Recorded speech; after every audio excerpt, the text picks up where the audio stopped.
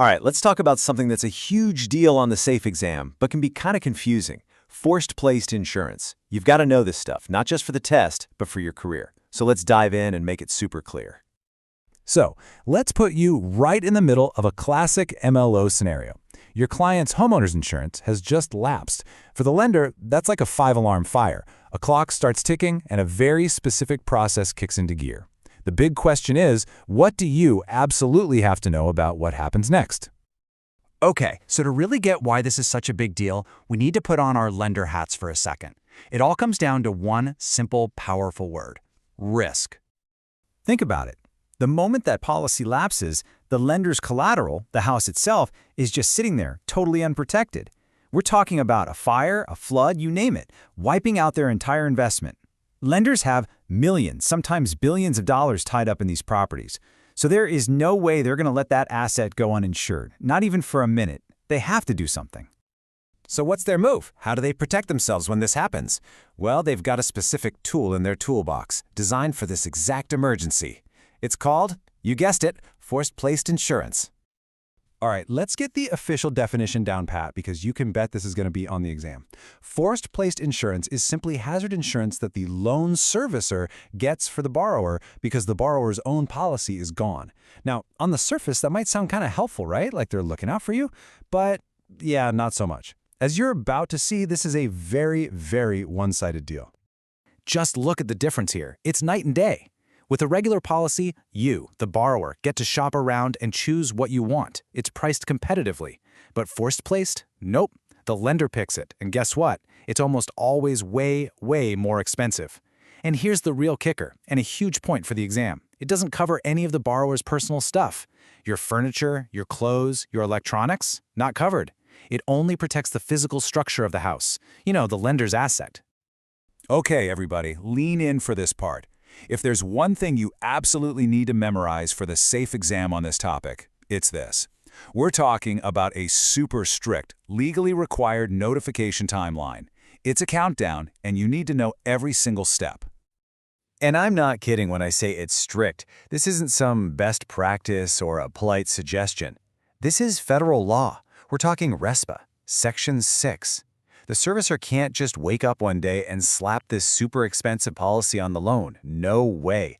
They have to follow a very precise notification dance before they can charge the borrower even one dime. So what's the first magic number you need to remember? It's 45. Got it? 45. This is like the first warning flare being shot up. The servicer has to send a formal written notice. It basically says, hey, your insurance is gone, and if you don't fix it, we're going to buy a policy for you. And the key here is the timing. They have to send this out at least 45 days before they can actually start charging the borrower for it. Okay, you got 45 down. What's the second number you need to know?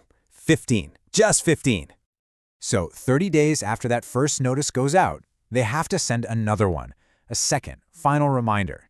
This is basically the last chance letter. Seriously, go get insurance, or we're doing it for you. And this final notice has to be sent at least 15 days before the servicer can officially charge the borrower's account for that new expensive coverage. All right, let's walk through that timeline one more time so it really sticks. The clock starts when the policy lapses. The servicer has to send that first notice at least 45 days before they can charge the borrower. Then they have to send a second notice at least 15 days before they can charge. Seriously, this 45 and 15-day timeline, I'd be shocked if you didn't see a question on it, so just burn it into your brain.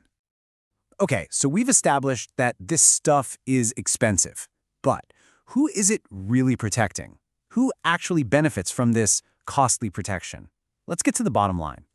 Here's the absolute truth of it. And don't forget this, forced-placed insurance is 100% for the lender. That's it. It protects their asset.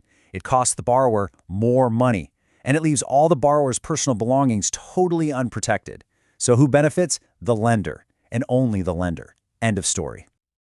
Okay, time for a quick recap. Let's boil all this down to the absolute must-know facts for test day. Think of this as your cheat sheet.